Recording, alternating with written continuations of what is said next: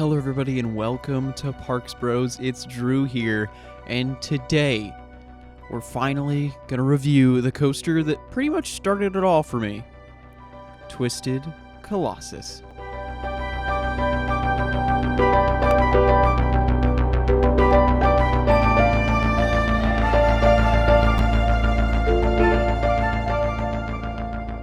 Twisted Colossus opened on May 23rd, 2015 as the first Rocky Mountain construction creation at Six Flags Magic Mountain in Valencia, California. Being made by RMC, this coaster is a hybrid, meaning that they took the old wooden structure of the original Colossus and revitalized it, putting steel track and a different layout on top.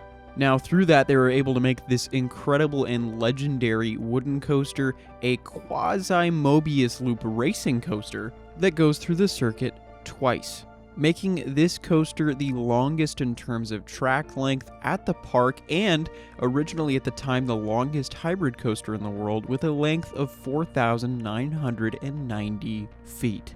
Keeping with stats real quick, we'll head to the top height, which is 121 feet tall, featuring drops of 128 feet, creating a top speed of 57 miles an hour. And of course, while you're traversing this extremely long circuit, you will encounter two inversions, a 0G stall, or a Top Gun stall in this case, and a 0G roll. Going back to how long this ride is though, I should mention, its station to station lap time being around 4.5 minutes, and if you take out all of the time spent on both chain lift hills, you've got 1 minute and 15 seconds of pure ride time. Usually this is when we would switch out of the stats and figure out how to get there, but real quick, I wanted to talk a little bit about the history of this ride and at least my personal connection to this ride. Being an RMC iBox model, this ride was originally Colossus at Six Flags Magic Mountain, which was two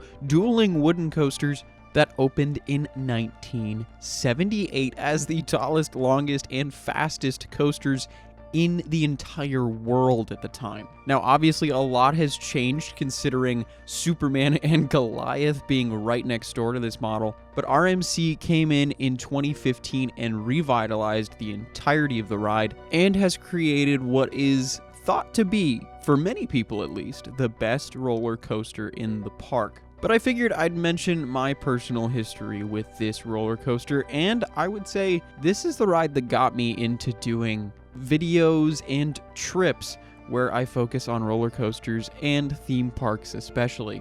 Don't get me wrong, I've always loved going to parks and talking about them and my experiences and whatnot, but this ride turned me into a full-on roller coaster enthusiast and ended up bringing my liking of theme parks into a full-on obsession. And I guess I should preface the rest of this review by saying I never got to experience the original Colossus, which still breaks my heart to this day, but I can definitely tell you, Twisted Colossus will always hold a special place in my heart for setting me on this crazy journey. So now that all of that is said and done, let's figure out how the heck to get there.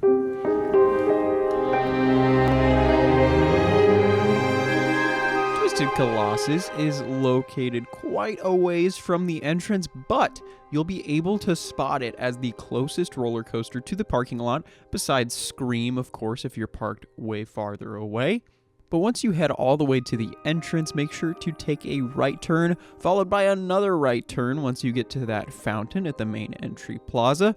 Go past rides like Full Throttle and, of course, all of Bugs Bunny World, followed by Goliath, and once you walk underneath Superman and past Drop of Doom's entrance, make sure to hang a right before you get to DC Universe so you can enter into the Screampunk District. This steampunk-themed area was redone when Twisted Colossus was opened, and you'll walk down this pathway all the way to the ride, being the first roller coaster in that area that you will run into. Entering into that queue, of course, you'll be met by quite a few switchbacks as well as some boards showing off the ride's history, including the movie history of Colossus itself being mentioned and shown in plenty of productions that you've most likely seen. including the most famous of which most likely being National Lampoon's Vacation. And one of my personal favorites being Kiss Meets the Phantom of the Park, just because of that fight scene around the original coaster. But eventually you'll find yourself walking into the station proper to experience your ride on Twisted Colossus. Since you're taking your seat, I should mention that you should be as quick as possible. Get your bags and belongings to the free bins on the opposite side of the station to make sure you can duel. But once you've sat down, you'll notice that these seats are just like every other RMCs. Now, if you haven't experienced one of those coaster trains yet, they are very deep and all around encompassing. And what I mean by that is that you will be surrounded on 3 sides by a quite high seat backing that I know for some people can be a little tight, especially on the sides. Now, once you pull down that restraint after buckling up, do know that this lap bar restraint, that's right, a lap bar, no over-the-shoulder restraint, will include a shin guard as well. And I know I've heard a couple of people complain about the shin guard being quite tight on their legs. I personally have not had that problem. I will say the hybrid trains are some of the most comfortable seats for me personally, but I know some people will complain about the seat being a little tight. So do keep that in mind if you have a little bit of a bigger build. But once you've successfully sat down and are ready to go, you'll be sent out of that station to hopefully duel.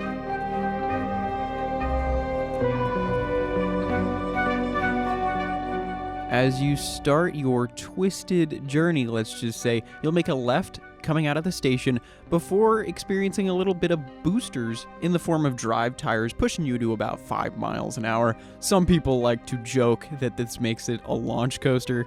I promise you, that is not the case. Following that, though, you'll make a little left turn again into a collection of bunny hills, which will push you up and down and all around as they make for a little bit of laughter before you officially start your ride when you turn right into that first lift hill. Now, this first lift hill is going to be pretty slow and pretty loud, but it's trying to make sure it can link up the 2 trains to ensure a dueling experience. Now, I won't lie, that doesn't happen too often in my experience in the past couple of years especially, but when you can get a dueling ride, it makes it just that much better. But once you've hit the apex of that major hill, you'll experience the first of 2 80-degree drops all the way down to the ground, which I must admit are still some of my favorite first drops to this day because of their twisting nature and also their steep change in angle, especially toward the back. It can give you some incredible ejector airtime.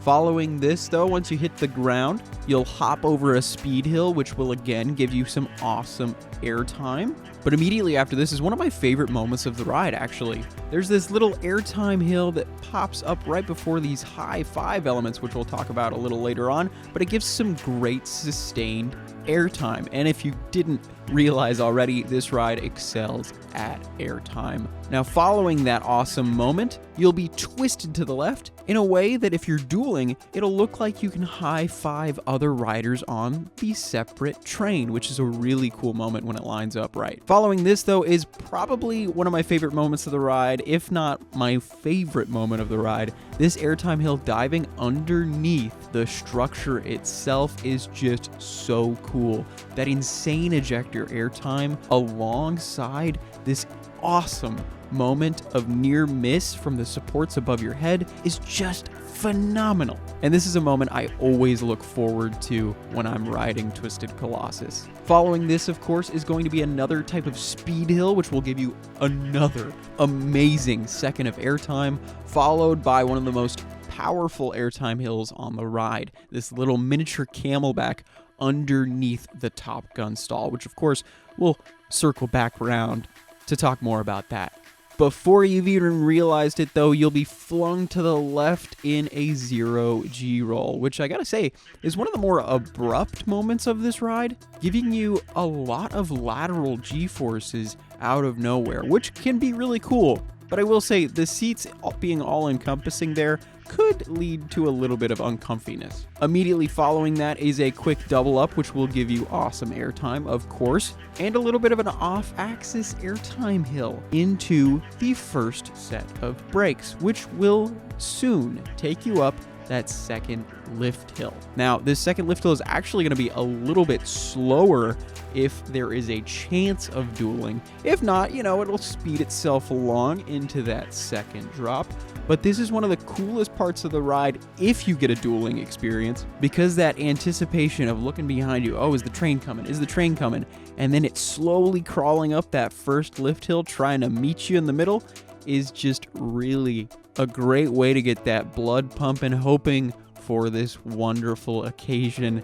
But even if you're not dueling, it leads to another fantastic drop that's 80 degrees all the way down to the ground while it twists and gives some amazing ejector airtime from the back especially.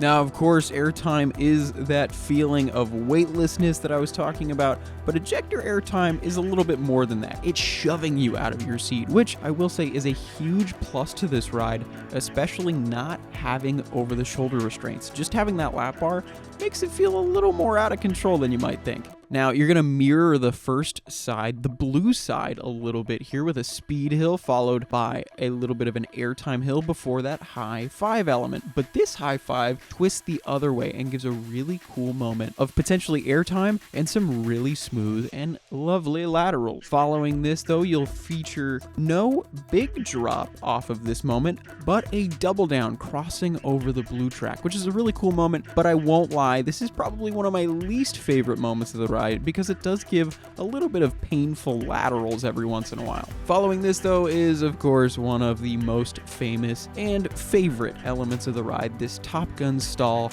going right over top the blue-sided track. So if there was no track underneath, this would usually be called a zero-G stall, but due to the nature of pulling off that same maneuver that Tom Cruise did in the original Top Gun movie, they had to lovingly call it the Top Gun stall after that film, of course. And I gotta say, if you can get a perfect dueling ride where this is a feature, it is fantastic.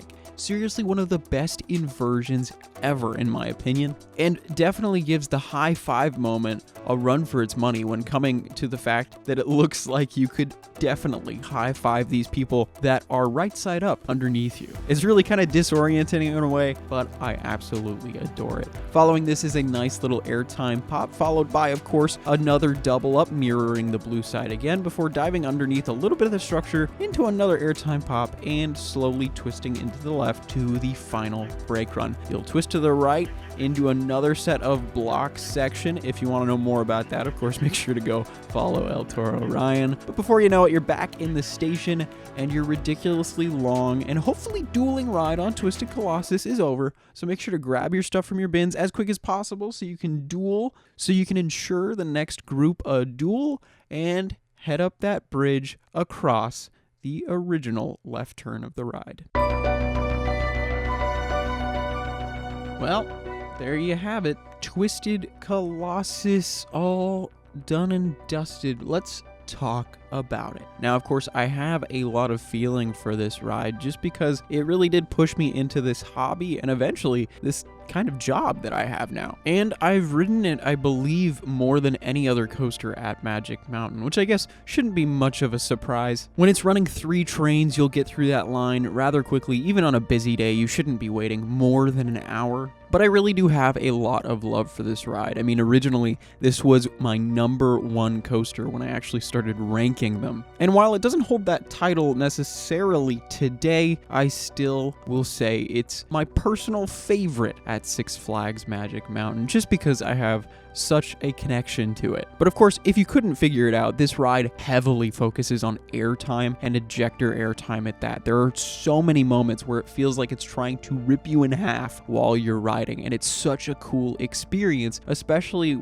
as a juxtaposition to most of the rest of the park's lineup of coasters. Sure, most of the coasters want to rip you in half, right? But a lot of them do it in a completely different way. Usually they're squishing you in half instead of pulling you apart. But everything from start to finish, no joke, is a joy for me. Even the lift hills a little bit. It gives you a little bit of a breather. It really makes you feel, even if you're not dueling, like you're riding 2 rides in one, which I think is a really big plus to this coaster. I understand a lot of people think that it kills the pacing, especially when you're not dueling, and I can understand that. But at the same time, it's like, usually a ride is over at that point completely. Well, guess what? They're going to send you around a second time, and it features some differences, whether they're better or worse. Now, I won't lie, I personally prefer the blue side. If you're a green side team member, let me know down in the comments below. I'd love to know your thoughts, blue or green side. Now, I won't lie, the Top Gun stall is probably my favorite moment of the ride, but I think the blue side is just better all around. Now, if I had to bring up the negatives, though, I think the biggest problem I have with this coaster nowadays is the fact that how little it duels. Now, a lot of the time, this is not due to the operations itself,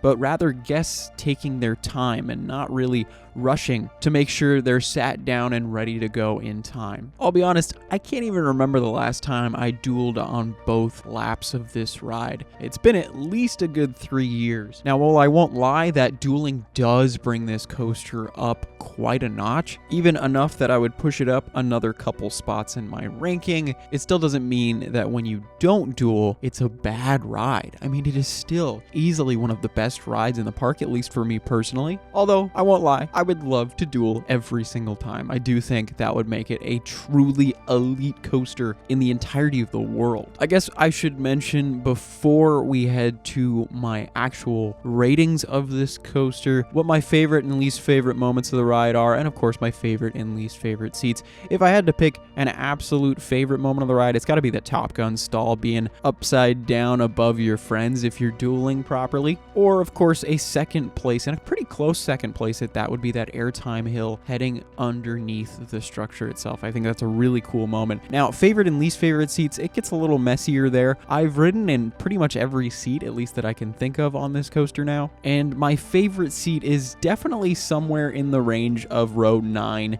to 12. I won't lie, I actually for a long time preferred seat 9 on, I believe, the left side, but I'm getting to the point I've ridden it so much that like, hey, I'll ride it wherever and I'll still be happy. And I gotta be honest, there's no real worst seat for me. Maybe like a row 4 ride or something like that, but that's still absolutely fantastic. And of course, since there's not really assigned seating on this coaster, you can wait the extra cycle or two and only wait, you know, another 45 seconds to get into whatever seat you would like. All right, that officially moves us into my full ratings. Now, if you haven't seen these videos yet, make sure to go check out the rest of the playlist, at least for Magic Mountain. And of course, you know, I've got a bunch of other parks lined up in the future too, but I've got an unorthodox rating system. I talk about the ski slope rating, pretty much talking about what type of rider you should be and like how experienced of a rider you should be before checking out Twisted Colossus. I've also got a star rating out of 5 for intensity and fun,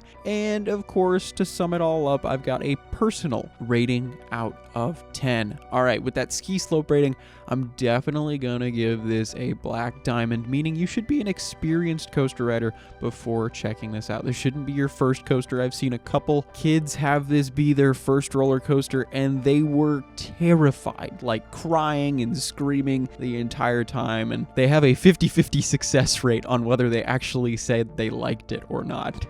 So this definitely, in my mind, should not be your first roller coaster. Definitely check out other rides at the park like New Revolution, West Coast Racers even, before hitting up Twisted Colossus. Although I would say, ride Twisted Colossus probably before you ride things like Tatsu or X2 or even Riddler's Revenge and Scream. Heading towards stars for intensity, though, I'm going to give this 4 out of 5 stars. The airtime is pretty violent, especially if you're not used to it. And of course, a lot of those maneuvers are pretty ridiculously intense. Now, I'm not going to lie, it's not as intense as some of these other rides at the park, especially Tatsu and X2, but it does give you a different type of intensity that you wouldn't be used to, at least if Twisted Colossus is the last coaster you're hitting up for the day. Now, in terms of fun, this is easily a 5 5-star rating. I mean, to me, this is like the most fun coaster at the park. It just does fun so well. And a lot of that is due to the dueling and just the layout itself, with the twisting and jumping, and this non-stop energy that this ride puts out just makes everyone that I know, at least that's not afraid to ride it, smile from ear to ear the entire ride experience. Even people that say they're bored with the ride or they don't like the ride because it doesn't duel a lot will still be smiling during a lot of this coaster. All right, this brings us to the rating out of 10 for me. This is a 10. Yep, that's right. I gotta give it a 10 out of 10 rating. There's no way I can't. I mean, it brought me into this hobby for being so much fun and so different to anything I had ridden at the time, and for the longest time was my #1 coaster. I mean, if you look back at the ranking for this coaster in the past, it has consistently been a top 10 coaster. From #1 in 2017, when I'd only ridden like 50 rides, followed by #2, #4, and now #6 in 2020. And of course, in 2021, that video will be up on New Year's Eve. If you're looking for a brand new top 25 list, I did get to ride 40 new roller coasters this year for me, so that's really exciting. But the fact that I've ridden 155 coasters now, and it is still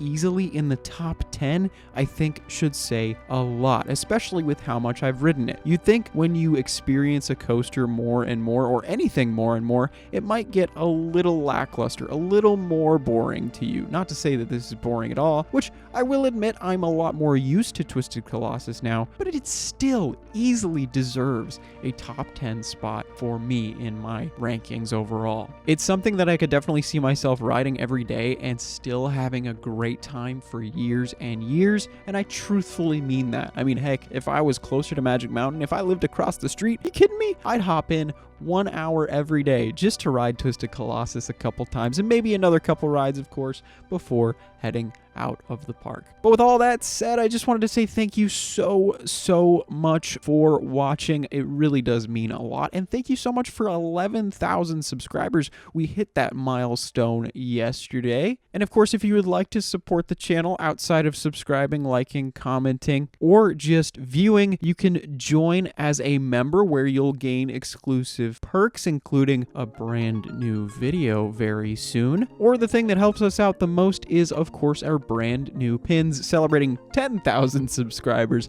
I guess they're a little outdated now, but all those links and more will be down in the description, of course. Make sure to let me know what you think of Twisted Colossus overall in the comments while you're down there. And just to let you know, X2 is up next. So make sure to stay tuned for all of the reviews coming up in the future. Of course, we're going to head to Knott's Berry Farm in January for those reviews. But until X2 tomorrow, we'll see you on the next ride.